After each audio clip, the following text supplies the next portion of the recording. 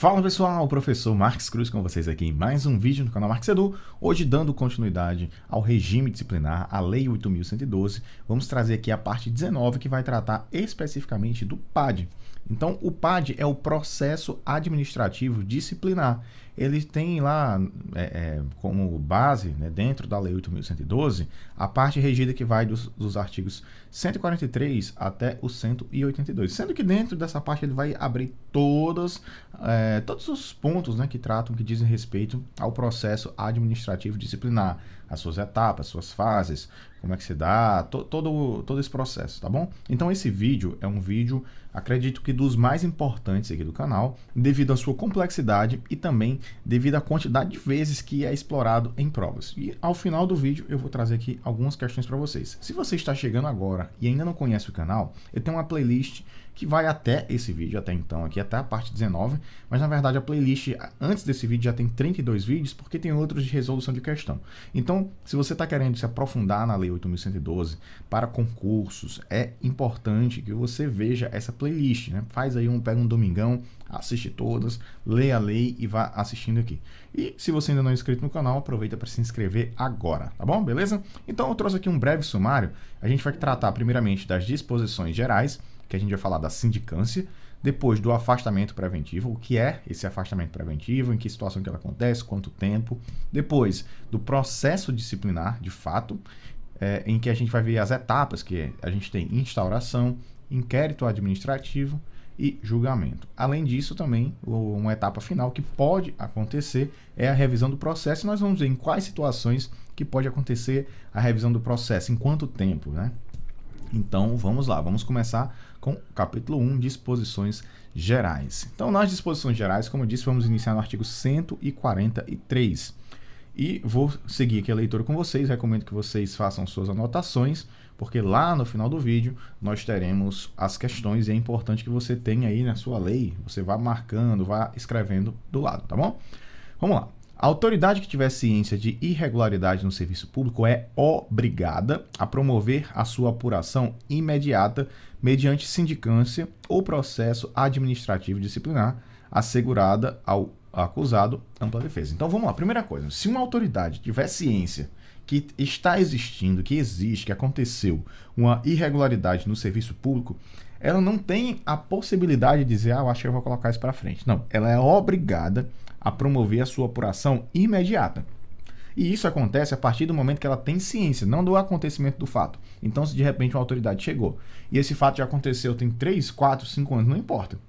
Mas a autoridade teve ciência a partir daquele momento, a partir do momento que ela tem ciência, que ela sabe, que ela tem conhecimento daquilo, ela tem que, de forma compulsória, né? Ela é obrigada a promover uma apuração imediata. Não é uma apuração, acho que ano que vem eu vou fazer isso, vou esperar, a minha gestão vai acabar aqui, vou deixar para o próximo gestor. Não, ela é obrigada de forma imediata a fazer essa apuração. E essa apuração pode acontecer por sindicância ou processo administrativo. Obviamente que toda acusação ela vai gerar ao acusado o direito à ampla defesa, tá? Então a gente tem que, pode se dar de duas formas, sindicância, processo administrativo, e em ambos os casos nós temos que a pessoa tem direito à ampla defesa, que não obrigatoriamente é com um advogado, beleza? Então isso aqui é muito importante. Lembrando que se esse gestor, se essa autoridade, ela não der andamento ao processo, se ela não promover de fato essa apuração, ela está cometendo um crime de prevaricação, certo? Então é importante que a autoridade de fato faça isso, porque até ela pode também estar cometendo aí um crime ou uma improbidade, beleza?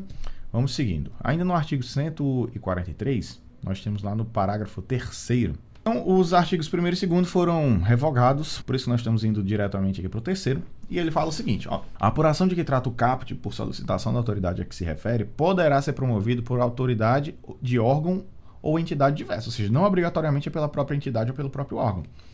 Então, o que é que acontece? Mediante competência específica para tal finalidade, delegada em caráter permanente ou temporário pelo presidente da República, pelos presidentes das casas do Poder Legislativo e dos tribunais e pelo Procurador-Geral da República no âmbito do respectivo poder, órgão ou entidade, preservadas as competências para o julgamento para que possa, né, seguir até a apuração. Então, quando acontece essa solicitação da autoridade, que a gente falou agora há pouco, ela não obrigatoriamente acontece na mesma instituição. Ela pode acontecer em outra instituição, em situações em que a pessoa tem muita influência lá dentro, que ela é muito querida, então ela fez uma coisa errada. Provavelmente aqueles pares, as pessoas que trabalham lá naquele lugar, vão ficar comovidas. Ah, conheço fulano há tanto tempo, ele vai perder a aposentadoria, ele vai ser demitido, vai ser exonerado do cargo. Então, é importante em determinadas situações que isso aconteça para evitar situações como essa que eu acabei de mencionar. No artigo 144, nós temos o seguinte: as denúncias sobre irregularidades serão objeto de apuração. Toda irregularidade ela tem que ter uma apuração. Agora, em qual situação? Desde que contenham identificação, endereço do denunciante e sejam formuladas por escrito, confirmada a autenticidade. Ou seja, não é só a pessoa chegar lá, eu quero fazer uma denúncia anônima, vai ficar anônimo para outra pessoa, né? Então, esse tipo de denúncia, ela tem que ter essas informações do denunciante, né, para que ela seja formulada por escrito, para não parecer, inclusive, que o gestor ou que essa autoridade ela está perseguindo aquela pessoa. Então, tem que existir uma clareza em relação a isso, né? Você está sendo processado por alguém, você não sabe nem quem é, não tem sentido, né? Ainda no artigo 144, no parágrafo único, nós temos o seguinte, ó: quando o fato narrado não configurar evidente infração disciplinar ou ilícito penal, a denúncia será arquivada. Por quê? Por falta de objeto. Então, se uma pessoa simplesmente achou que uma coisa era errada, denunciou um servidor, e de repente, aquela coisa nem errada o cara pensou que sabia, que entendia da lei, não entende, aquilo ali não é errado. Aí o que acontece? Ela só vai ser arquivada por falta de objeto, ou seja, não existe nada sólido que de fato vá comprovar que aquela pessoa cometeu alguma coisa fora da regra, tá bom? E aí a gente tem, né? Se a pessoa faz uma denúncia, se for uma coisa mais leve, a gente tem a sindicância, né?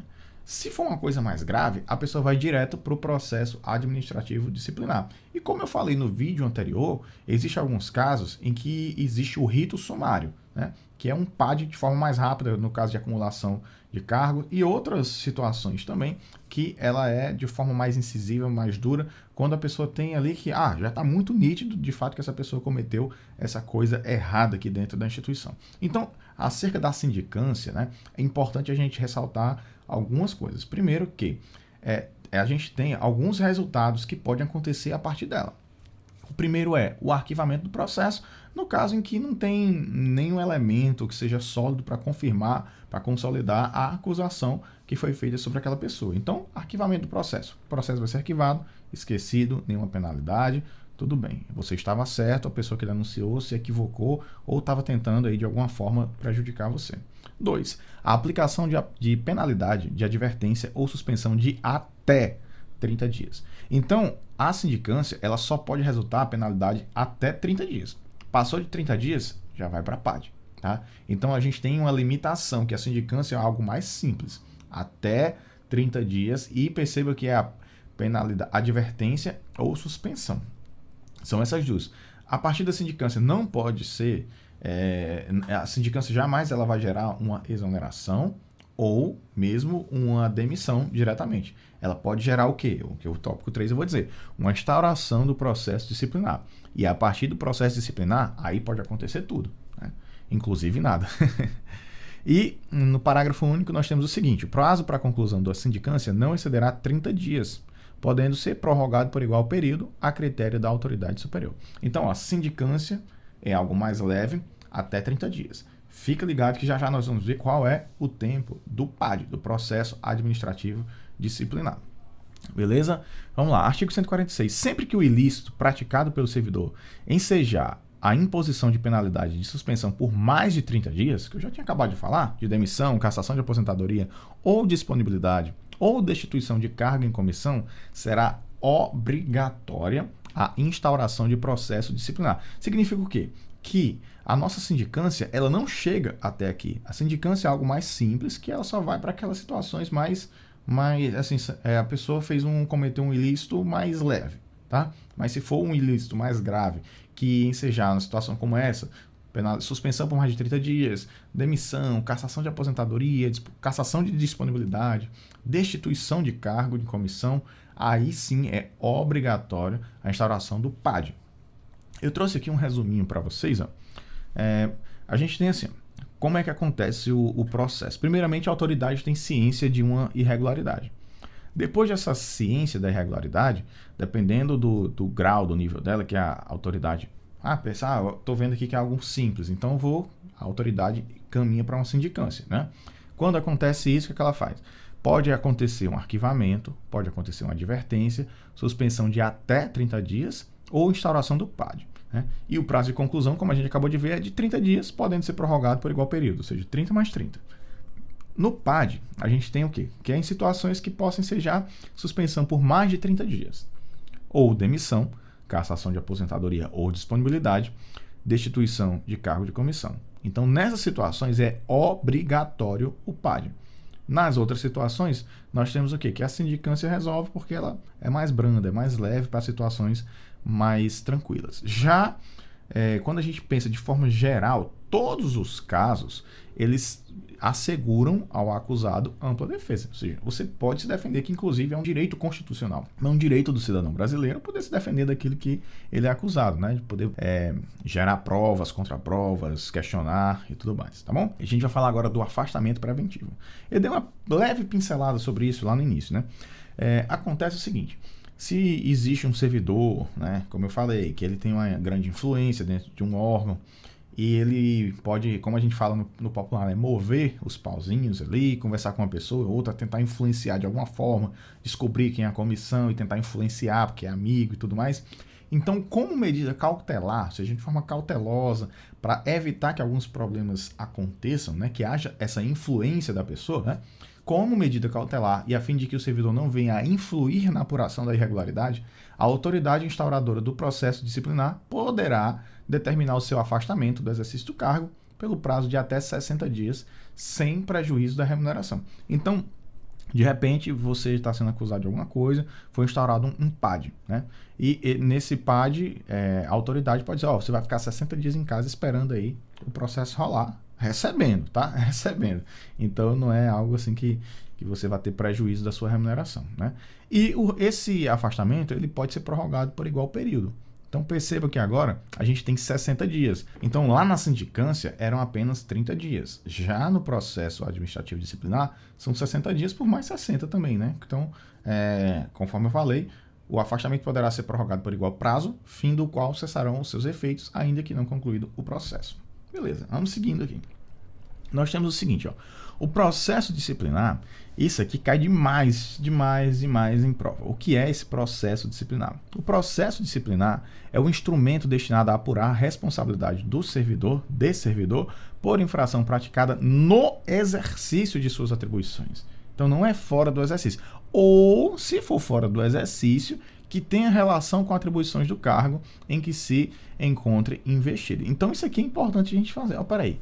Então, se de repente eu estou dirigindo no carnaval, como está acontecendo agora, sofri um acidente e a pessoa final atropelando alguém. Será que isso vai gerar um processo disciplinar para você? Porque é uma coisa que aconteceu lá fora? Não. Agora, se for uma coisa que tenha relação direta com a atribuição do seu cargo, ou seja, ou se for praticada no exercício ou que tenha atribuição direta com o seu cargo, aí sim a conversa muda. Então eu vou falar aqui de um caso que assim, que eu tenho conhecimento, eu não tenho muitos detalhes sobre o caso, 2 casos na verdade, né? De um servidor que morava em determinada cidade, né? E numa instituição federal, tá? Não lembro se era universidade ou se era Instituto Federal. E ele morava numa cidade que ele não gostava. E ele passou aí seus, 3, 4, 5 anos nessa cidade. E quando ele saiu, ele fez uma publicação nas redes sociais detonando a cidade, detonando o prefeito, dizendo que lá o povo era fedorento, que tinha mau hálito, enfim. Saiu detonando a cidade, dizendo que aquela cidade era horrível e que dava graças a Deus que estava saindo de lá. E aí, né, ele pegou isso e ainda colocou na internet. Foi uma coisa assim que talvez ele tentou fazer uma gracinha, mas o cara se deu muito mal por conta disso, né? Porque apesar de não ser no exercício da função dele, da atribuição dele, mas tinha relação direta com o cargo. Então, também isso é relacionado lá com o nosso decreto 1171, que o que você faz fora da instituição também está valendo. E aí ele fez isso fora da instituição, mas que tinha uma relação direta com a atribuição do cargo. Eu não lembro se ele chegou a ser demitido, mas eu sei que ele sofreu bastante consequências acerca disso, tá? E tem outro caso também, esse aqui é mais recente, né, que a gente acompanha aqui há muito tempo, como eu digo a vocês, eu sou servidor há 13 anos, né? Estou gravando o vídeo aqui em 2023, então, assim, tem muitas histórias. Eu vou contar uma outra aqui que eu lembro, né? Que uma pessoa falou sobre um assunto sensível, né? Aqueles assuntos sobre sexualidade de outras pessoas. E aí a pessoa falou que isso aqui era errado, que aquilo era certo, pá, e aí ela usou alguns termos lá não muito adequados, né? Como a gente sabe, e deu muito problema. Deu muito problema para a pessoa. Então, sim, é importante que você tome muito cuidado, né? Quando você é servidor. Obviamente você tem que ter respeito pelas pessoas, mas além do respeito você tem que se entender como um servidor público, alguém que é contratado do governo federal ou estadual, municipal, para servir as pessoas. Então, aquilo que você fala fora pode gerar uma consequência para você. Tá bom? Assim como qualquer outro emprego, né? Se você estiver falando mal da empresa que você trabalha, você pode até ser demitido por justa causa, né? Então vamos lá. Artigo 149. O processo disciplinar será conduzido por comissão composta de 3 servidores. Olha aqui, pessoal. Isso aqui é importantíssimo. Costuma cair bastante essa parte aqui. Ó, vamos ler e interpretar. Eu vou ler o artigo todo e eu vou falar aqui os detalhes que eu destaquei para vocês. Ó. O processo disciplinar será conduzido por comissão composta de 3 servidores estáveis, designado pela autoridade competente, observado o disposto no parágrafo 3º do artigo 143, que indicará dentre eles o seu presidente, que deverá ser ocupante de cargo efetivo ou superior, ou de mesmo nível, né, ou ter nível escolaridade igual ou superior ao indiciado. Vamos lá, então a gente tem aqui, ó, primeira coisa, quantas pessoas que vão compor essa comissão? 3. Segunda coisa, esses servidores, eles podem estar no estágio probatório? Não. Todos os 3 devem ser membros estáveis, servidores estáveis. Todos os 3 membros devem ser estáveis. Então, fica aqui. Perceba que os 3 têm que ser servidores estáveis. Não pode ter um servidor em cargo de comissão, tá? Que é um servidor, aquele servidor que não é um servidor de carreira, tá? Não pode ser aquele servidor que foi só indicado, tá? Então, perceba, isso é muito forte porque cai bastante. Eu estou reforçando aqui esse artigo 149 porque ele cai muito mesmo. Então, 3 servidores estáveis. A gente sabe que dentro desses 3 servidores, um vai ser o presidente e o presidente somente, tá? Deve ter um cargo efetivo superior ou de mesmo nível e ter nível de escolaridade igual ou superior ao indiciado. Lógico, se os 3 tiverem, beleza, sem problema nenhum. Agora, se nenhum tiver, aí a comissão ela não vai poder dar prosseguimento ao processo. Ou se ela iniciar, lá na frente o processo vai ser anulado. Então vai gerar aquele vício insanável, tá bom? Então, é importante isso. Ó, a exigência de nível de cargo de escolaridade é somente para o presidente, a estabilidade é exigida para todos os membros, beleza? Então, guarde essas informações. Ainda no artigo 149, no parágrafo 1º, a gente tem o seguinte: a comissão terá como secretário servidor designado pelo presidente, podendo, né, a indicação recair em um de seus membros, ou seja, não obrigatoriamente o servidor secretário ele faz parte da comissão, certo? Então, não obrigatoriamente o servidor secretário vai ser membro da comissão. Então, guardem isso, tá? Guardem essa informação. Não poderá participar da comissão de sindicância ou de inquérito, aí é óbvio, né? Cônjuge, companheiro, parente do acusado, consanguíneo afim, em linha reta colateral, e aí eu destaco, ó, até 3º grau. Então, quando a gente vai analisar um processo desse, a pessoa que faz parte dessa comissão, ela não pode ter nenhum desses tipos de relações que eu coloquei aqui, que aí também vai gerar o quê? Aquele vício insanável, e o processo tem que o quê? Fechar e começar de novo com uma nova comissão. Então pode, ó, ficar, ó, rolando, e no final, findar que o negócio aí não vai acontecer como deveria. No artigo 150, a gente tem o seguinte: a comissão exercerá suas atividades com independência e imparcialidade. Então, a comissão ela não pode ficar dependente de uma pessoa que está falando ali para ela, ó, fulano é gente boa. E tem que ser imparcial, ela tem que analisar os fatos, né? Além disso, ela tem que manter o sigilo, ela não pode ficar conversando nem com a autoridade superior, com o chefe da repartição, um diretor, ou o reitor, se for numa universidade, ou o juiz e tal. Não, quem vai saber, quem vai acompanhar os fatos são somente as pessoas da comissão. Depois, a autoridade vai ter ciência desse relatório para ela poder analisar e ver, né, quais os encaminhamentos que ela vai Dá, a partir dali, tá? Então, durante o processo, essas atividades elas têm que acontecer de forma independente e imparciais. E, como eu falei, assegurando o sigilo que é necessário à elucidação do fato ou exigido pelo interesse da administração. Então, quem deve estar sabendo de todos os passos é a comissão somente, tá? As reuniões e as audiências das comissões terão caráter reservado, não é uma audiência pública. Então, vai ser uma reunião ali, um horário marcado somente entre os membros, de forma muito restrita. Por quê? Porque pode ser uma situação em que vai colocar outras pessoas em situações vexatórias. Não só a pessoa que está sendo acusada, como aquelas pessoas que estão sofrendo, de repente, um assédio ou algo do tipo. E mais, essa situação, ela pode, ao final do processo administrativo, a pessoa pode perceber que a acusação é infundada. Então, a pessoa teve um nome sujo, né? Ela teve uma situação vexatória, ela teve uma situação em que ela sofreu de alguma forma, ela pode estar sendo acusada de alguma coisa que ela não cometeu. Então, é importantíssimo que ela mantenha o quê? Caráter reservado, que ela seja uma reunião ali que só os membros vão saber quando ela está acontecendo. E aí, como é que acontece o processo disciplinar? Quais são as fases, quais são as etapas? A primeira delas, e essas 3 etapas costumam cair bastante em prova, a primeira delas é a instauração. Quando é que acontece a instauração? A autoridade recebeu a informação de que aconteceu alguma coisa, uma denúncia, ou seja, a autoridade ela vai ter que dar prosseguimento, né? Ela vai ter que instaurar o PAD.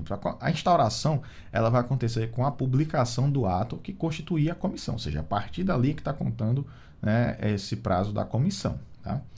E aí depois, o que acontece? Ó, o inquérito administrativo. Então, primeira parte, instaura-se o processo. Segundo, nós vamos ter o inquérito administrativo. Nesse inquérito, o que acontece? A gente tem dentro dele a instrução, a defesa e o relatório. Então, é como se fosse a introdução, desenvolvimento e a conclusão. Então, a gente tem que... a instauração, ela é para ser de forma mais imediata. Se você parar para pensar, aqui eu deixo até um mnemônico para você. Você pensa no o Instagram. O Insta significa instantâneo. Então, a instauração é a primeira etapa, porque ela é para ser instantânea, tá? Então, ela é a primeira etapa. Então, cuidado que as questões, elas gostam de inverter essa ordem. Inquérito administrativo, depois a instauração. Não. Primeiro a instauração, lembra do Instagram, instantâneo, na hora. É a primeira etapa. Depois vem o inquérito administrativo. E dentro do inquérito a gente tem instrução, defesa e relatório. Tá? Então, introdução, desenvolvimento e conclusão. Na introdução a gente tem a instauração. Tá? Aí depois do inquérito, que compreende instrução, defesa e relatório, nós temos o julgamento, tá? E o julgamento, ele vai acontecer por parte da autoridade. Vocês perceberam aqui que a comissão, ela vai fazer o que? Um relatório. O relatório vai indicar o que a comissão acha, mas a autoridade é que vai julgar ao final. Eu vou, nos artigos aqui adiante, vocês vão ver melhor essa definição. Ó, o prazo para a conclusão do processo disciplinar não excederá 60 dias, como a gente já tinha falado, contados da publicação do ato que constituía a comissão. Não é aqui, ó, a partir da ciência do fato. Para a conclusão do processo disciplinar é a partir da formação da comissão. Admitida sua prorrogação por igual prazo, ou seja, 60 mais 60, quando as circunstâncias o exigirem. Ou seja, não obrigatoriamente já vai virar 160, 120, né? Vai ser 60 e de repente acontecer alguma coisa, precisar de perito, alguma coisa assim que prolongue mais, aí ele vai ser prorrogado por mais 60. Sempre que necessário, a comissão dedicará tempo integral aos seus trabalhos, ficando seus membros dispensados do ponto até a entrega do relatório final. Então, existem situações, né, como tem um prazo, que são processos muito complexos, e a comissão ela vai precisar ficar ali full time, né, como o pessoal fala aí na linguagem mais dos coaches, full time, ou seja, tempo integral, 24/7.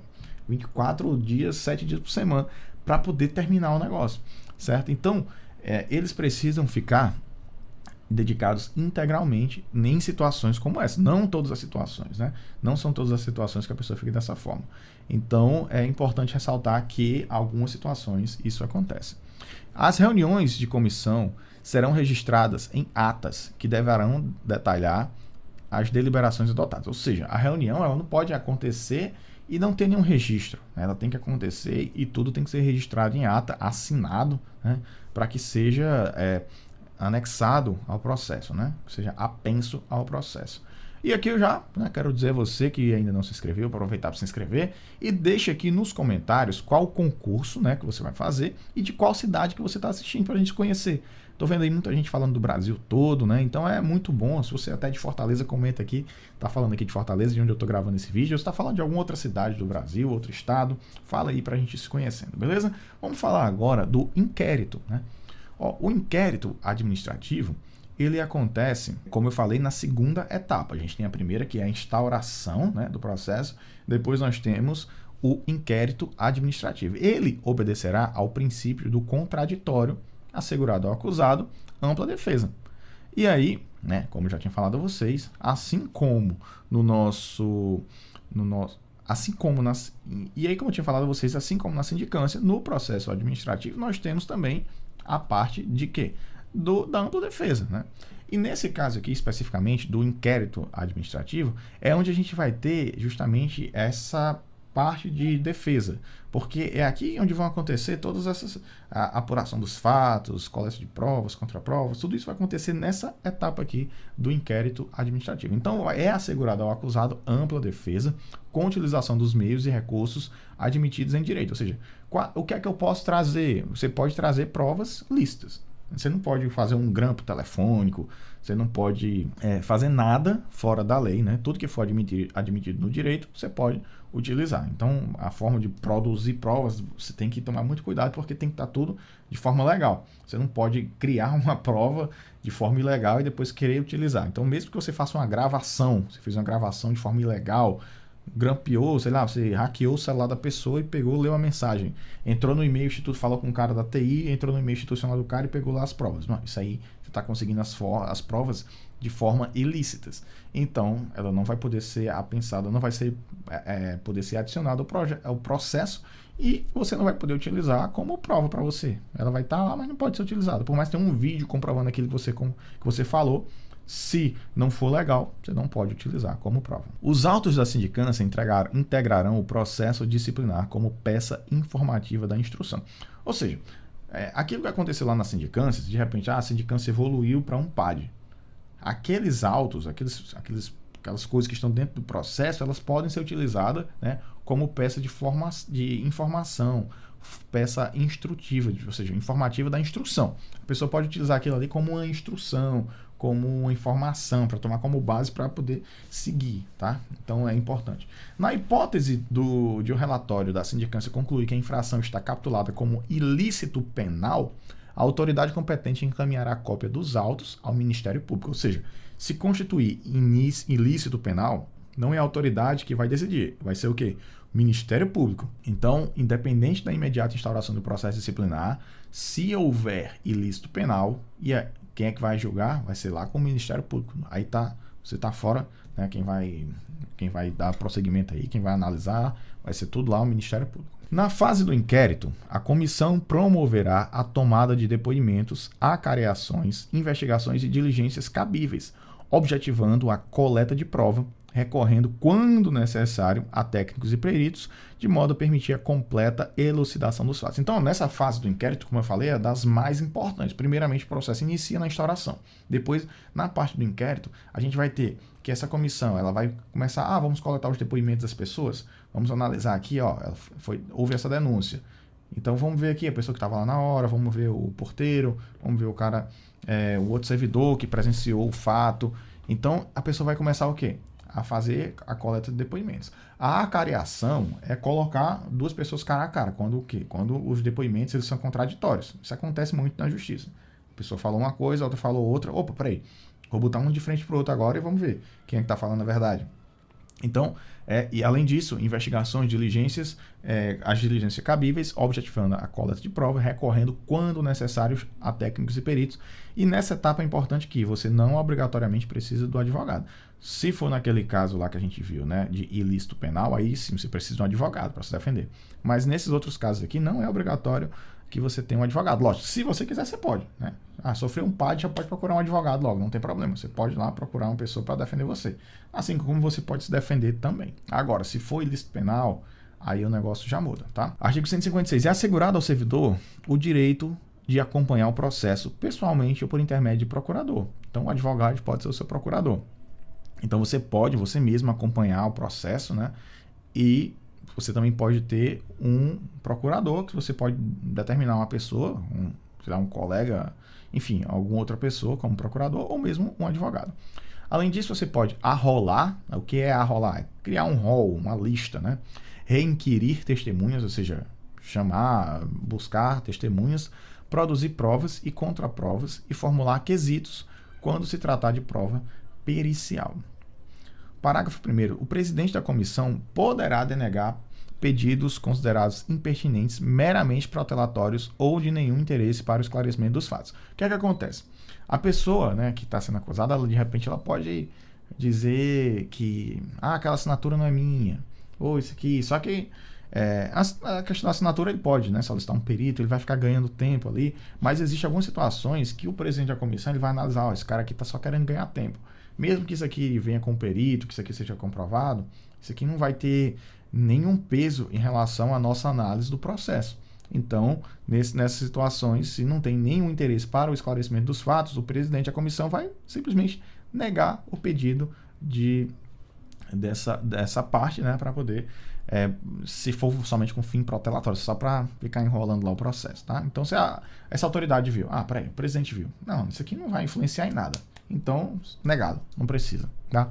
Será indeferido o pedido de prova pericial quando a comprovação do fato independer de conhecimento especial do perito. Mais uma vez, se é uma coisa que é sabida já pela própria comissão, que é algo mais simples, não adianta o cara querer ganhar tempo pedindo que venha um perito para poder gerar custo, para poder ganhar mais tempo. Tá? Então, a própria comissão também vai dizer que recai no parágrafo 1º também. Artigo 157. As testemunhas serão intimadas a depor mediante mandato expedido pelo presidente da comissão, devendo a segunda via com o ciente interessado ser anexado aos autos. Então a pessoa vai ser intimada, ela vai receber a intimação e vai assinar, dando a ciência. E essa ciência, né, de que a pessoa foi intimada deve ser anexada aos autos. Se a pessoa faltar ou não, aí é com a pessoa, tá? Mas ela foi intimada. Se a testemunha for servidor público, a expedição do mandado será imediatamente comunicada ao chefe da repartição onde serve, com a indicação do dia e hora marcados para a inquirição. Pronto. Então, a situação que a gente tem. Se uma pessoa que não é servidor for intimada a depor, ela vai assinar lá, vai dar a assinatura dela, dizendo lá, né, que ela tem ciência. E se ela for servidor, além disso, o chefe dela, né, o chefe da repartição, comunicado, informando esse data, horário, local, para que a pessoa possa ser liberada. Né? No artigo 158 a gente tem o depoimento será prestado oralmente e reduzido a termo, não sendo lícito a testemunha trazê-lo por escrito. Se a pessoa vai fazer um depoimento, ela vai depor. Ela não pode levar esse texto por escrito. Por quê? Porque simplesmente alguém poderia ter só passado para ela, ela vai ler aquilo, não vai refletir e retratar a realidade. Então, a pessoa pode mentir? Pode, mas ela levando ali por escrito é muito mais suscetível a um desvio da realidade do que na oralidade. Então, o que é que acontece? A pessoa fala e depois é reduzido a termo, ou seja, enfim, vai ser escrito, né? Esse depoimento ele vai ser reduzido a termo, ou seja, a pessoa vai pegar ali as ideias principais que a pessoa falou, do que ela falou, vai escrever e a comissão vai assinar, tá bom? Então é ilícito, a pessoa não pode trazer por escrito, ela tem que fazer prestar um depoimento oral. As testemunhas serão inquiridas separadamente. Aí a gente vai ter as testemunhas inquiridas, cada uma vai falar separadamente. Porém, se houver, né, contradição, aquilo que eu já tinha falado, né?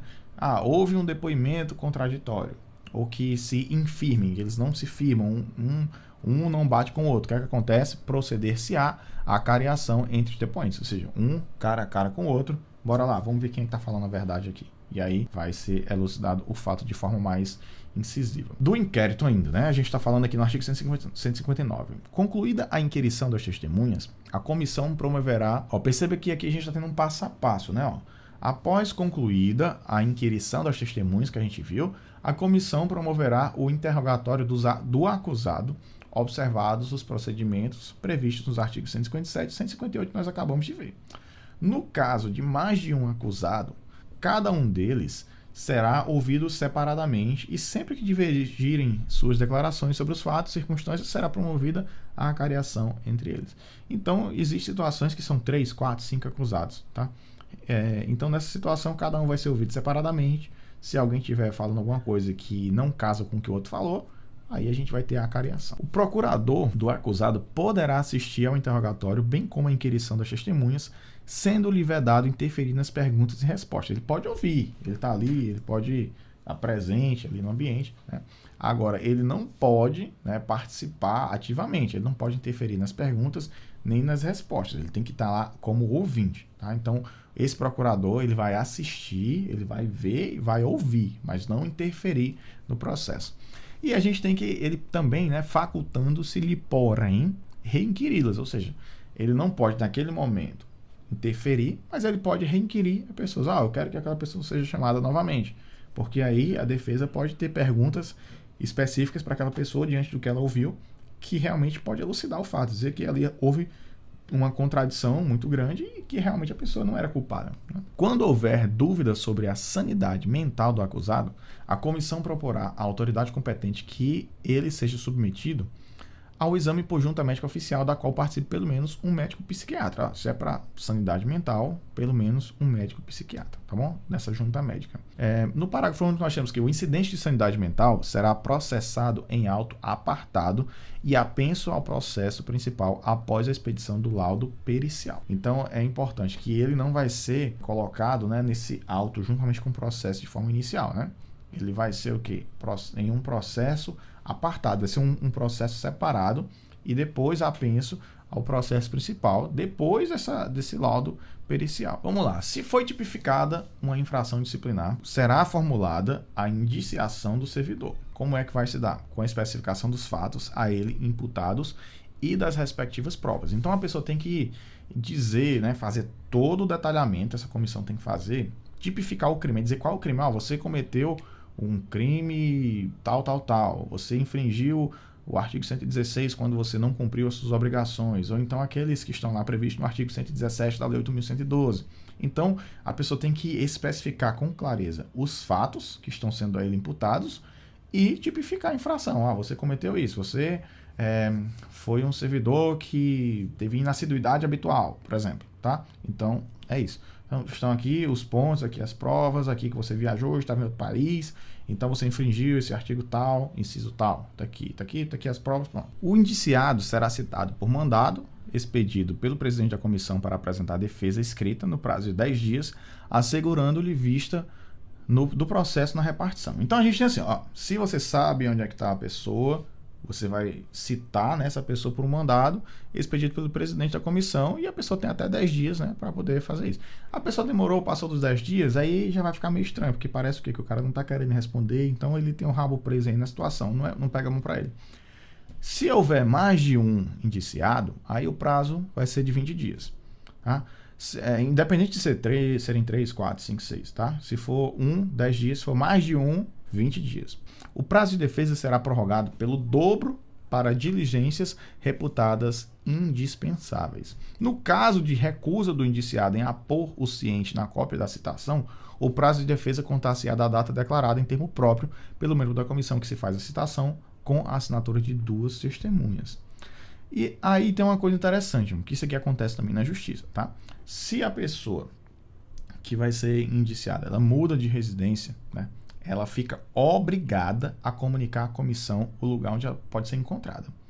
Se a pessoa não fizer isso, como é que ela vai ser encontrada? Então, achando-se o indiciado em lugar incerto e não sabido, como acontece na justiça, normal também, tá? Será citado por edital. Então, se você vai ser intimado, aí o seu endereço, a justiça não conhece, como é que você vai ser o quê? Vai ser citado por edital, publicado em Diário Oficial da União, e em jornal de grande circulação na localidade do último domicílio conhecido para apresentar a defesa. Na hipótese desse artigo, o prazo para a defesa será de 15 dias a partir da última publicação do edital. Então, vamos lá, a pessoa sumiu do mapa, vou sumir do mapa, não fui intimado, agora eu estou livre, né? Beleza. Não, então você não vai ser intimado, você vai ser citado por edital. Então você tem que saber. Aí se você não souber o que é que acontece, a gente vai ver aqui, né? O que é que acontece. Ó, considerar-se-á rével o indiciado que, regularmente citado, não apresentar defesa no prazo legal. E aí você, peraí, o que é a revelia? O que é rével? A revelia é quando um réu ele é comunicado oficialmente do processo e não se defende. Lá no artigo 344 do Código de Processo Civil, ele descreve que a revelia é o ato de o réu deixar de se defender, mesmo tendo sido citado ou oficialmente informado por ato da justiça da existência de um processo judicial contra ele. Então, a mesma coisa a gente tem aqui, ó. Você foi informado, você sumiu do mapa, foi feito esse edital, né, em que você foi comunicado e assim você não apareceu. Nessa situação, passaram seus 15 dias, você vai ser considerado o quê? Segundo o artigo 164, rével. Considerar-se-á rével o indiciado que, regularmente citado, não apresentar defesa no prazo legal. A revelia será declarada por termo nos autos do processo e devolverá o prazo para a defesa. Para defender o indiciado rével, a autoridade instauradora do processo designará um servidor como defensor dativo, que deverá ser ocupante de cargo efetivo superior ou de mesmo nível, ou ter nível de escolaridade igual ou superior ao do indiciado. Olha aí o que acontece. O cara sumiu do mapa, foi citado em edital, não apareceu, ele vai ter aí uma pessoa dentro da instituição que vai simplesmente representá-lo, tá? Então, a autoridade instauradora do processo designará um servidor como defensor dativo, ou seja, tem uma pessoa que vai representar ele lá dentro da instituição, tá? Um outro servidor. Apreciada a defesa, a comissão elaborará relatório minucioso, onde resumirá as peças principais dos autos e mencionará as provas em que se baseou para formar sua convicção. Então, a gente vai ter que essa defesa, né, apreciada a defesa, a comissão vai elaborar um relatório. Esse relatório tem que ser minimamente detalhado, tá? Minuciosamente detalhado. E lá ele vai ter o quê? O resumo dos principais acontecimentos, das principais peças, dos autos. Tem que mencionar as provas em que se baseou e, né, a partir disso, formar a sua convicção. Perceba que não é ainda o julgamento, tá? Isso é o quê? É uma indicação da convicção da comissão, não é julgamento. O relatório será sempre conclusivo quanto à inocência ou responsabilidade do servidor, ou seja, o relatório ele tem que ser muito forte, tem que ter argumentos sólidos e bem basados em relação a isso. Mas, como eu já falei anteriormente, não obrigatoriamente o que a comissão definir e decidir vai ser o que vai ser julgado pela autoridade. Pode acontecer de a autoridade julgar diferente, tá? Então, o relatório será sempre conclusivo quanto à inocência ou responsabilidade do servidor. O relatório vai dizer, ó, ele é inocente por isso, por causa da prova tal. Ou ele é responsável por causa disso, por causa dessa prova, dessa tal. Pronto. Então, tem que ser conclusivo, relatório minucioso, trazer todas as provas, trazer tudo bem detalhadamente para não acontecer nenhum problema e dizer que há perseguição. Reconhecida a responsabilidade do servidor, a comissão indicará o dispositivo legal ou regulamentar transgredido, bem como as circunstâncias agravantes ou atenuantes, tá? Por isso que a gente tem aqueles prazos prescricionais, prazos de penalidades, que a gente sabe que eles podem ser levados em consideração dentro de um processo administrativo disciplinar. Por isso que ele tem aquele prazo de prescrição, ele deixa de valer, tá? Então é por isso que a gente já viu aqui também em vídeos anteriores, a gente falou sobre isso, né? O processo disciplinar, a gente agora está ainda no inquérito, tá? A gente já vai para o julgamento. O processo disciplinar com o relatório da comissão será remetido à autoridade. Olha aí, chegamos no final do inquérito. O processo disciplinar com o relatório da comissão será remetido à autoridade que determinou sua instauração para julgamento. Então, quem vai julgar é a autoridade e não a comissão. A comissão remete à autoridade. Para fechar esse pensamento, né, guarda isso aqui, ó. Quem julga é a autoridade que iniciou o processo, tá? Então, é a autoridade que determinou a instauração que vai julgar. A comissão só faz encaminhar, faz o seu relatório de forma decisiva e depois essa autoridade ela vai julgar. E agora a gente vai para o julgamento de fato. Ó, no artigo 167 nós vamos iniciar aqui falando um pouco sobre o julgamento. Ó, no prazo de 20 dias, contados do recebimento do processo, a autoridade julgadora proferirá a sua decisão. Então, essa autoridade julgadora vai proferir de fato a decisão que vai valer. Então, a gente tem, a partir desse recebimento do projeto, 20 dias, e a autoridade vai dizer se a penalidade a ser aplicada exceder a alçada da autoridade instauradora do processo, este será encaminhado para a autoridade competente que decidirá em igual prazo. Então, existem situações em que essa autoridade ela não vai poder atuar diretamente. Se for demissão, por exemplo, aí já não é com a autoridade da própria instituição, vai ser com a autoridade maior, pode ser o presidente da República ou algo assim. Você não vai ver uma assinatura de uma demissão pelo próprio gestor da instituição, vai ser uma autoridade maior, tá bom? Então, artigo 167. Havendo mais de um indiciado e diversidade de sanções, o julgamento caberá à autoridade competente para a imposição da pena mais grave. Se a penalidade prevista for a demissão ou cassação da aposentadoria ou disponibilidade, o julgamento caberá às autoridades que trata o inciso 1 do artigo 141, e deixo aqui para a leitura de vocês que está no nosso vídeo anterior. Ainda no artigo 167, nós temos no parágrafo 4º que, se a pessoa for inocente, o que é que acontece? Reconhecida pela comissão a inocência do servidor, a autoridade instauradora do processo determinará o seu arquivamento, salvo se flagrantemente contrário à prova dos autos. Ou seja, lá nos autos tem uma prova que assim, é muito contundente de que aquela pessoa cometeu aquele ato. E a comissão diz que ele é inocente. Então a autoridade vai decidir o quê? Que a pessoa não é inocente. Tá? Então a autoridade tem, de fato, uma responsabilidade muito grande. Inclusive, maior do que a própria comissão. Porque ela vai acatar o que a comissão está dizendo. E se a comissão falou algo errado, a autoridade é quem vai dar o aval, né? Quem vai dar o final, né? A assinatura final que vai realmente mandar arquivar ou fazer com que seja dada a devida sanção, tá bom? Então, atenção agora, é o seguinte, ó, o julgamento acatará o relatório da comissão, salvo quando contrário às provas dos autos. Então, basicamente, ó, o julgamento da comissão, o julgamento ele vai acatar o relatório da comissão. A comissão diz que o cara é inocente, vai ser inocente. Diz que é culpado, beleza.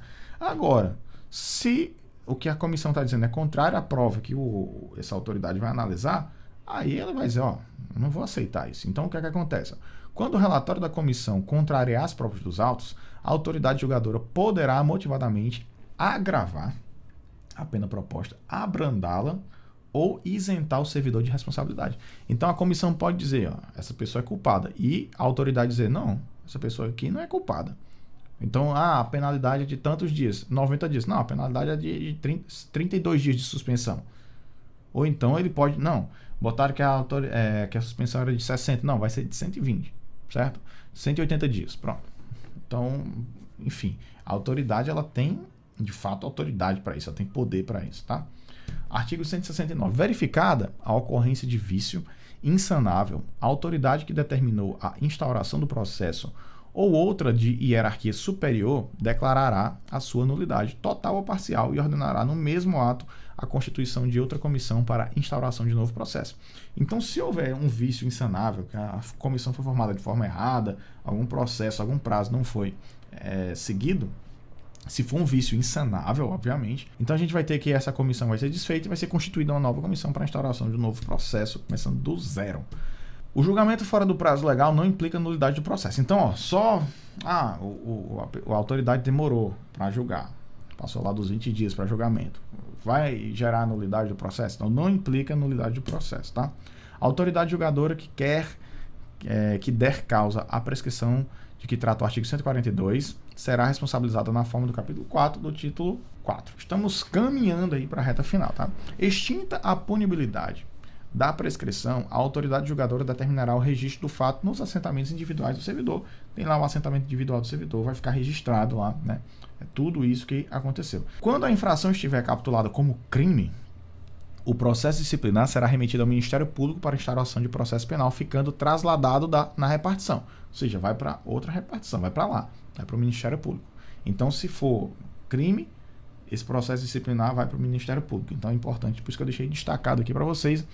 Essa aqui também é importantíssima. O servidor que responder a processo disciplinar somente poderá ser exonerado a pedido ou aposentado voluntariamente após a conclusão do processo e o cumprimento da penalidade, caso aplicada.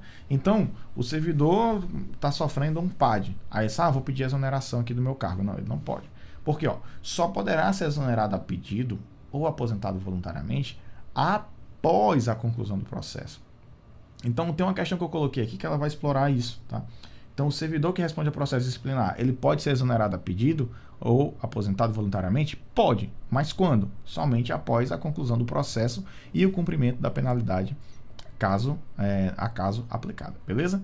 Então, lá no artigo 34, o inciso 1, ele fala, numa situação, que eu vou até colocar aqui embaixo, ele fala assim, ó, no parágrafo único, ele diz assim, ó, ocorrida a exoneração de que trata o parágrafo único, inciso 1 do artigo 34, o ato será convertido em demissão se for o caso. Qual é essa situação? Quando não satisfeitas as condições do estágio probatório. Se você for lá no artigo 34, inciso 1, você vai ver exatamente o que tem lá escrito. Quando não satisfeitas as condições do estágio probatório, o que é que acontece? O servidor vai ser exonerado. Serão assegurados transportes diários. Em que situações? Olha aí. O servidor convocado para prestar depoimento fora da sede de sua repartição na condição de testemunha, denunciado ou indiciado. Então, olha aí. Se você é um servidor e chamaram você para prestar um depoimento em outra cidade, então você tem direito a transporte e diária, tá? Você não vai gastar do seu bolso. E além, você vai ser liberado do seu trabalho naquele dia, tá? O que mais? Aos membros da comissão e ao secretário, quando obrigados a se deslocarem da sede dos trabalhos para a realização de missão essencial ao esclarecimento dos fatos, também os membros da comissão e o secretário. Perceba que a gente tem membros da comissão e secretário. Não obrigatoriamente o secretário é membro da comissão. Ele pode ser um membro da comissão, que torna tudo mais prático, porém o chefe, né, dessa comissão, o presidente da comissão, ele pode, como eu já falei aqui, né, escolher uma outra pessoa que não é membro da comissão para ser secretário, para ficar escrevendo lá, redigindo as atas. Artigo 174. O processo disciplinar, aqui a gente está vendo a parte da revisão do processo. Então, o processo acabou. E agora, será que eu posso pedir uma revisão? Que é o ponto final aqui do nosso vídeo, antes das questões. O processo disciplinar poderá ser revisto a qualquer tempo, a pedido ou de ofício, quando se aduzirem fatos novos ou circunstâncias suscetíveis de justificar a inocência do punido ou a inadequação da penalidade aplicada. Então, ó, perceba que ele pode ser revisto a qualquer tempo. Não diz, são 1 ano, 2 anos, 3, 4, 5, 10, 20 anos. Não, a qualquer tempo, a pedido ou de ofício, quando se aduzirem novos fatos ou circunstâncias. Ou seja, de repente você foi condenado por uma coisa e aí você descobriu, tem uma prova cabal de que você não fez aquilo. Então, se essa prova, essa nova circunstância, ela é suscetível de justificar sua inocência ou a inadequação da penalidade aplicada, então o processo pode ser revisto, reaberto, tá? Em caso de falecimento, ausência ou desaparecimento do servidor, qualquer pessoa da família poderá requerer a revisão do processo. Por que a família teria interesse nisso? Primeiro, para limpar o nome da pessoa. Segundo, que dependendo da situação, a família pode ter direito a uma aposentadoria do servidor falecido. Então, por isso que é importante, tá? No caso de incapacidade mental do servidor, a revisão será requerida pelo respectivo curador. No processo revisional, o ônus da prova cabe ao requerente. Então, a pessoa diz, agora existe uma nova prova. Sim, quem vai ter que levar essa prova é a pessoa que está requerendo. Não é trazer para a instituição, trazer para aquele órgão e dizer para ele provar, né? Não, ele já tem que trazer a prova, tá? Então, no processo revisional, o ônus da prova cabe ao requerente. Então, a pessoa que requereu é que tem que, de fato, trazer aí essa prova, tá? A simples alegação de injustiça da penalidade, isso aqui também cai muito em prova, tá? A simples alegação de injustiça da penalidade não constitui fundamento para a revisão, que requer elementos novos ainda não apreciados no processo originário. Então, você só chegar e dizer, eu quero que o meu processo seja reaberto porque foi muito injusto. Sim, mas o processo foi todo analisado, seguiu todos os trâmites. Então, só você alegar que houve injustiça, não constitui um fundamento sólido para que haja, de fato, uma revisão do processo. O requerimento de revisão do processo será dirigido ao ministro de Estado ou autoridade equivalente que, se autorizar, né, a revisão, encaminhará o pedido ao dirigente do órgão ou entidade onde se originou o processo disciplinar. E a gente vai ter também o seguinte, que deferida essa petição, a autoridade competente providenciará a constituição de comissão nova, né, na forma do artigo 149, com aquelas condições: 3 membros que são servidores estáveis, Um tem que ter pelo menos o mesmo nível de escolaridade ou maior, o cargo semelhante, né, como a gente já tinha visto, beleza? Então tem que seguir o mesmo procedimento. No artigo 178, a revisão ocorrerá em apenso ao processo originário, ou seja, pegou esse processo, vai trazer, né, vai ser junto a ele, vai ser de forma anexado. Na petição inicial, o requerente pedirá dia e hora para a produção de provas e inquirição das testemunhas que arrolar. A comissão revisora terá 60 dias para a conclusão dos trabalhos e aplicam-se aos trabalhos da comissão revisora, no que couber, as normas e procedimentos próprios da comissão do processo disciplinar. O julgamento caberá à autoridade que aplicou a penalidade nos termos do artigo 141, como nós já tínhamos falado, né? Como é que vai ser posto lá cada ponto desse. Além disso, né, o prazo para julgamento será de 20 dias nessa situação, contados do recebimento do processo, no curso do qual a autoridade julgadora poderá determinar as diligências. E o último artigo do vídeo: julgada procedente a revisão, será declarada sem efeito a penalidade aplicada, restabelecendo-se todos os direitos do servidor, exceto em relação à destituição de cargo em comissão, que será convertida em exoneração. Da revisão do processo não pode resultar agravamento da penalidade. Então, se você pediu a revisão do processo, você nunca pode ter uma penalidade maior do que aquela que já tinha inicialmente, beleza? Então, fechando essa parte, nós vamos agora para as questões. Então, vamos lá, resolução de questões. Se você não é inscrito no canal, aproveite para se inscrever agora, neste exato momento. Também me seguir lá no Instagram, o @marquescruz. E eu vou trazer agora para vocês as questões para a gente fechar tudo isso aqui nesse vídeo. Esse vídeo aqui que teve um pouco mais de 1 hora, tá bom? Então, não sei como é que tá indo aí, como é que vocês estão indo. Se você quiser agora dar uma pausa, dar uma espreguiçada, toma um copo d'água, lava o rosto, se tiver com sono. Se não, vamos para cima, vamos para frente, porque a prova do concurso, né, ela tá sempre próxima aí. A gente sabe que geralmente quando a gente tá vendo vídeos, estudando, a prova tá mais próxima. Então é importante que a gente foque bastante aí para poder absorver o máximo de conteúdo possível. Essa primeira prova aqui é da COSEAC, na Universidade Federal Fluminense, prova acontecida em 2021, assistente em administração. Conforme expressamente dispõe o Estatuto dos Servidores Públicos Federais, sem prejuízo da ampla defesa do acusado, a autoridade que tiver ciência de irregularidade no serviço público é obrigada a promover sua apuração imediata mediante sindicância ou a outra coisa. Ação penal pública condicionada à representação? Não, nada a ver. Ação penal pública incondicionada? Também não. Ação civil pública? Também não. Processo administrativo disciplinar, perfeito, né? Então, processo administrativo disciplinar. No artigo 143 fala: a autoridade que tiver ciência de irregularidade no serviço público é obrigada a promover a sua apuração imediata mediante sindicância ou processo administrativo disciplinar, assegurada ao acusado ampla defesa. Então, nós temos aqui letra D é a resposta correta. Vamos agora para a questão 2, questão da UFAM, assistente em administração do ano passado, 2022. De acordo com o que dispõe a Lei 8.112, acerca do processo administrativo disciplinar, assinale a alternativa correta. As apurações sobre irregularidades serão objeto de denúncia, desde que contenham a identificação pessoal e o endereço do denunciante e sejam formuladas por escrito ou a termo, confirmada a autenticidade, né? Aqui não está correto, né, pessoal? Por que não está correto? Porque ele está falando que tem que ter a identificação pessoal, endereço, e ele fala que tem que ser formulado por escrito ou a termo. Não é a termo, né? Essa não é a termo, é por escrito. Então é por isso que esse item está errado. Quando o fato narrado não configurar evidente infração disciplinar, ilícito civil ou ilícito penal, a denúncia será arquivada por falta de objeto. Conforme a gente viu, ele não trata de ilícito civil, né? Então, quando o fato narrado não configurar evidente infração disciplinar ou ilícito penal, não tem esse ilícito civil, a denúncia será arquivada por falta de objeto. Então, esse item B também está errado.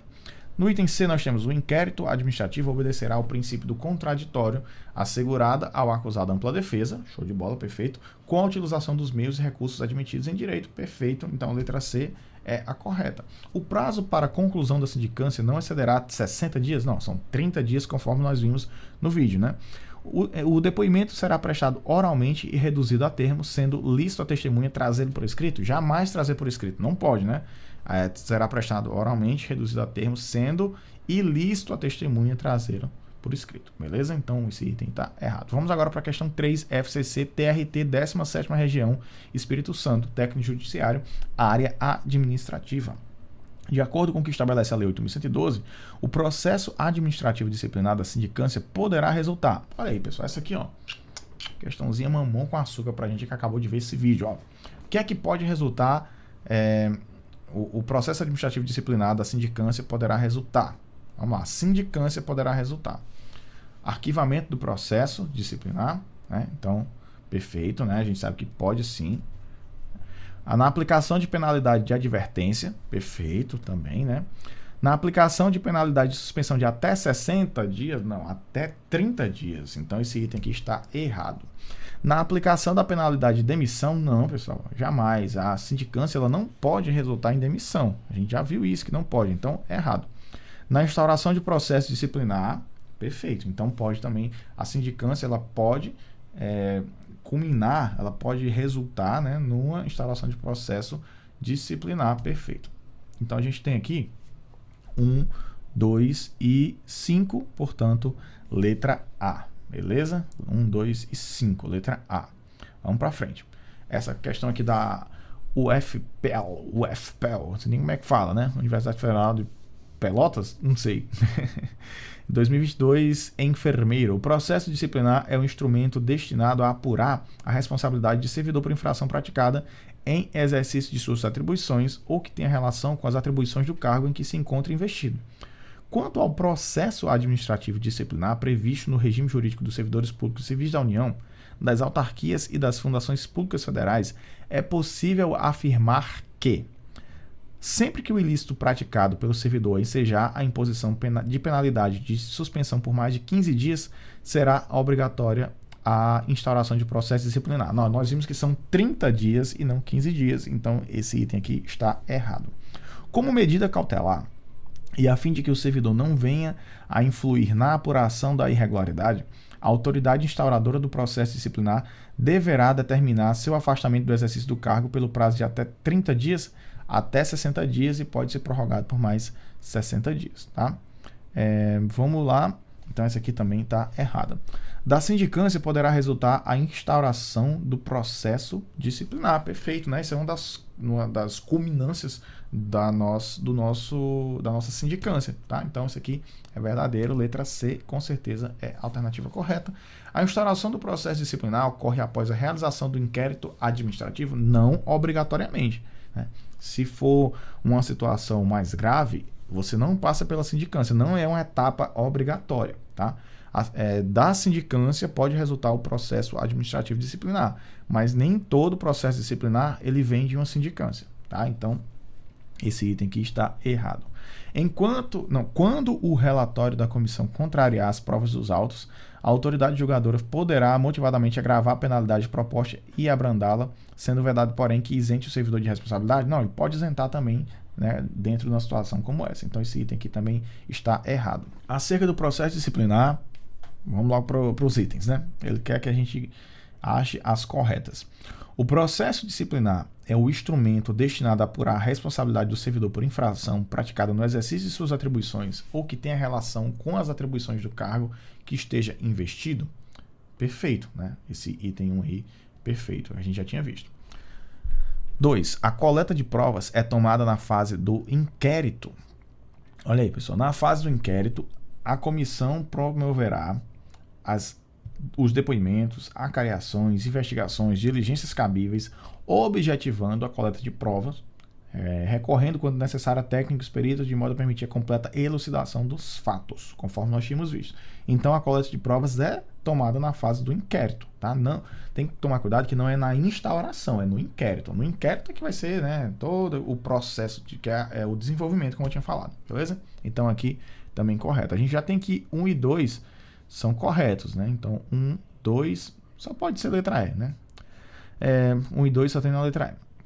Ainda que a infração cometida pelo servidor esteja capturada como crime, a autoridade julgadora não é obrigada a remeter o processo disciplinar ao Ministério Público, é obrigada a remeter ao Ministério Público, tá? Então, a gente também viu isso aqui é falsa, é errado. Então, a 3 está incorreta. 1, 2, então, letra E, provavelmente, né?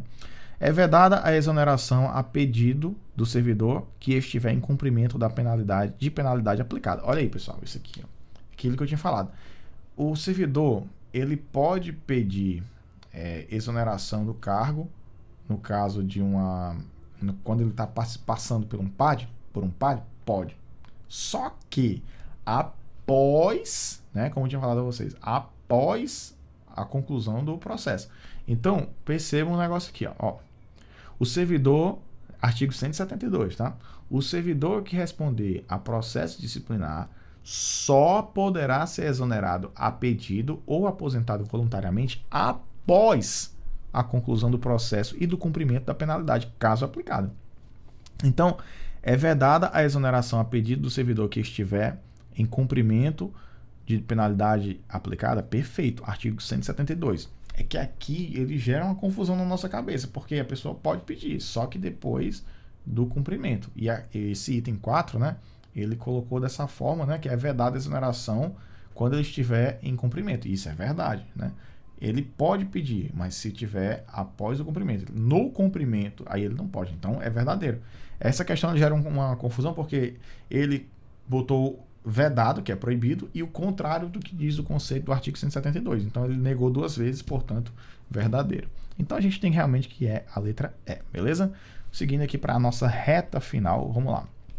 IF do Tocantins, 2021, auditor. Em atenção às responsabilidades previstas na Lei 8.112, a qual dispõe sobre o regime jurídico dos servidores públicos civis da União, das autarquias e das fundações públicas federais, julgue os itens a seguir. A responsabilidade penal não abrange os crimes de contravenções imputadas ao servidor nessa qualidade. Falso. Lá no artigo 123 a gente tem um embasamento para isso, a gente viu que sim, né, que abrange. 2. A responsabilidade civil decorre de ato omissivo ou comissivo, doloso ou culposo, que resulte em prejuízo ao erário ou a terceiros. Perfeito, né, pessoal? Isso aqui, lá a gente tem aqui o embasamento no artigo 122. Apesar de os artigos desse vídeo que eu trouxe aqui para vocês não estarem exatamente nessa questão, mas eles se conectam muito. Então é importante que a gente tenha, né, essa interação aqui entre outros artigos também, tá? As sanções civis, penais e administrativas não poderão acumular-se, sendo independente entre si. Falsos, elas poderão sim acumular-se. Artigo 125 da Lei 8.112. Nenhum servidor poderá ser responsabilizado civil, penal ou administrativamente por dar ciência à autoridade superior ou quando houver suspeita de envolvimento desta a outra autoridade competente para a apuração da informação concernente à prática de crimes ou improbidade de que tenha conhecimento, ainda que em decorrência do exercício do cargo, emprego ou função pública. Perfeito, artigo 126A. Então, nós temos que ele quer, estão corretas as seguintes afirmativas. A gente sabe que é a 2 e a 4, 2 e 4, letra E. Questão 6. Acerca do regime, essa aqui é a questão do TRE do Pará, analista técnico judiciário administrativo. Aqui a gente tem que botar V ou F de acordo com a Lei 8.112. O processo disciplinar é instrumento destinado a apurar responsabilidade do servidor por infração praticada no exercício de suas atribuições ou que tenha relação com as atribuições do cargo em que se encontra investido. Perfeito, tá? Artigo 148. Então a primeira é verdadeira, a gente já fica entre B e D. O processo disciplinar se desenvolve nas seguintes fases: inquérito administrativo, com a publicação do ato ato que constitui a comissão, instauração, que compreende instrução, defesa e relatório e julgamento. Olha aí, pessoal, aquilo que eu tinha falado a vocês. Ele fala as fases e ele coloca primeiro inquérito administrativo. A gente sabe que, ó, lembra, insta. Primeiro que vem é o que? Nós temos a primeira parte, é a instauração. Então, começa com a instauração, depois vem o inquérito e, por último, vem o julgamento. Então, esse item ele se torna errado por isso, tá? Então, ele falou seguintes fases. Se a gente fosse analisar, as fases estão corretas? Sim, mas não na ordem correta, tá? No artigo 151 vai dizer isso pra gente. Então, esse item está errado. Agora, esse tipo de questão é assim, é algo que, dependendo da situação, você poderia entrar com recurso, porque ele não fala respectivamente, né? Eu não consigo entender com muita clareza se ele falar as fases na sequência, né? Nas seguintes fases. Como esse item 2 aí, vou chamar de 2, esse segundo, eu acho ele um tanto quanto polêmico, assim, em algumas questões. Eu acho que algumas pessoas podem ganhar um recurso, né? Essa aí não foi anulada. Mas ele fala assim que o processo disciplinar se desenvolve nas seguintes fases. E as fases realmente são essas. A única coisa que acontece é que elas não estão na ordem cronológica, mas as fases são essas. Então eu acho que para a questão ficar bem amarradinha e não gerar nenhum risco de anulação, poderia colocar assim, seguintes fases respectivamente. Tarará, tarará, tarará. Aí sim. Mas, né, a gente conseguiu interpretar aqui também pelos itens que a gente tem V e o segundo é F. Então daria pra gente matar aqui que o segundo era F, né? A gente viu que tem... A gente sabe, tem certeza que o primeiro é verdadeiro. Então eliminou A e eliminou D. Eliminou A e eliminou C. E a gente ficou entre V... a gente tem entre B e D, né? Que começa com VV. Aí depois vem F, F, VV. Então a gente sabe que o item que vai definir de fato essa questão é o último, né? Porque é onde diferencia, tá? Se é V ou F. Tá? Então vamos ver aqui. O processo disciplinar será conduzido por comissão composta de 3 servidores estáveis, designados pela autoridade competente, observado ou disposto no artigo 3 do artigo 143, que indicará dentre eles o seu presidente, que deverá ser ocupante de carga efetiva superior de mesmo nível ou ter nível de escolaridade igual ou superior ao do indiciado. Perfeito, né, pessoal? Aqui está lá no artigo 149, tá? Então esse item aqui também está corretinho. E agora, né, como a gente já imaginava, né, agora o que vai diferenciar, que vai dizer se vai ser a letra B ou a letra D, vai ser esse último item. O prazo para conclusão do processo disciplinar não excederá 60 dias contados da data da publicação do ato que constituir as circunstâncias, quando as circunstâncias o exigirem, né? Sendo admitida sua prorrogação por igual prazo, quando as circunstâncias o exigirem, ou seja, 60 mais 60. Perfeito, então a gente tem que o último é verdadeiro, então é a letra B, né? É VFVV. E agora nós vamos para a nossa questão 8, tá? Apesar de ter ficado o número 7 aqui, a questão 8, nos termos do que dispõe a Lei 8.112, na seção sobre inquérito, assinale a alternativa incorreta. Ele quer saber qual é a incorreta. As testemunhas serão intimadas a depor mediante mandado expedido pelo presidente da comissão, devendo a segunda via consciente do interessado ser anexada aos autos. Perfeito, né? Isso aqui está lá no artigo 157, como nós vimos agora. É assegurado ao servidor o direito de acompanhar o processo pessoalmente ou por intermédio de procurador com poderes especiais, arrolar e reinquirir testemunhas, requerer depoimento pessoal, produzir provas e contraprovas e formular quesitos quando se tratar de prova pericial. Pessoal, em momento algum, a gente viu aqui falar de procurador com poderes especiais. É um procurador, ponto. Então é isso que torna esse item errado aqui, tá? Não é procurador com poderes especiais, procurador. Artigo 156, tá? Então esse aqui já é o correto, porque a questão pede a incorreta. Então essa é a nossa alternativa. Deveria ter botado aqui uma linhazinha para baixo, né?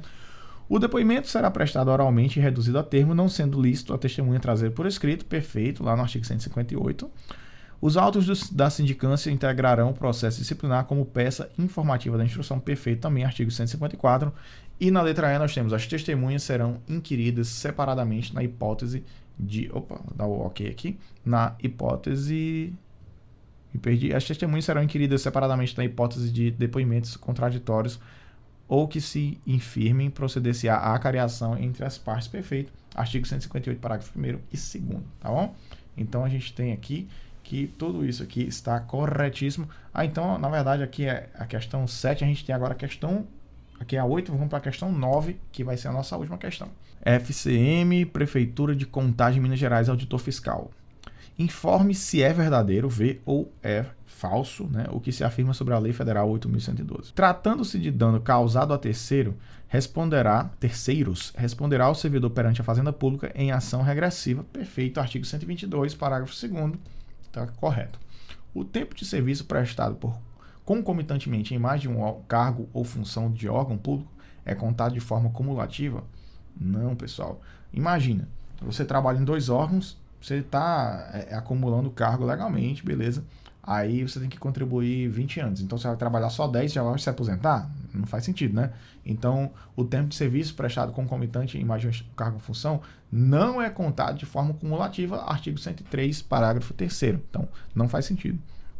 Consideram-se da família do servidor, além do cônjuge e filhos, quaisquer pessoas que vivam as suas expensas e constem do seu assentamento individual. Perfeito, artigo 241, tá lá no finalzinho da lei, isso aí, tá?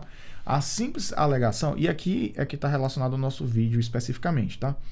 A simples alegação de injustiça da penalidade não constitui fundamento para a revisão do processo administrativo disciplinar, que requer elementos novos ainda não apreciados no processo originário, de acordo com as afirmações, né, originário. Aí, de acordo com as afirmações, a sequência correta é. Então a gente viu que isso aqui é verdadeiro, né?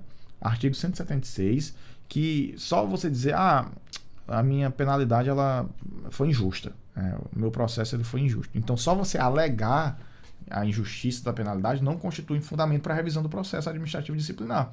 Então, o que é necessário para que você consiga ter uma revisão do processo? Requerer elementos novos, ainda não apreciados no processo originário. Então, e não tem tempo, né? Não tem um prazo para isso. Beleza? Então, a gente tem que VFVV. VFVV, letra A. Agora sim, nós estamos finalizando o nosso vídeo na questão 9, apesar de ter o número 8 aí, tá? No próximo vídeo, o que é que nós vamos ver? A parte de seguridade social do servidor, beleza? Deixar uma frase aqui, que é minha dessa vez, tá? Dedicação e constância fazem as oportunidades parecerem sorte. Quando você se dedica, quando você tem constância no seu estudo, não em tudo que você faz, as oportunidades, elas vão parecer sorte. As pessoas vão dizer, aquele cara tem sorte, ó, porque aquilo aconteceu justamente quando ele estava estudando. Mas se você tem constância, as oportunidades vão aparecer e você vai aproveitá-las. Então você vai aproveitar essas oportunidades e as pessoas vão dizer, foi sorte. Você vai dizer, não foi sorte não, foi dedicação e constância. Beleza? Seu comentário é muito importante aqui no canal. Inscreva-se, deixa aqui o que é que você achou do vídeo, se você gostou das questões, quantas você acertou. E se você passou num concurso e esse vídeo ajudou você, eu gostaria muito que você voltasse até aqui e deixasse o seu comentário, o seu relato, que isso aí é o que abastece demasiadamente o canal, tá bom? Muito obrigado, até um próximo vídeo e valeu, tchau, tchau!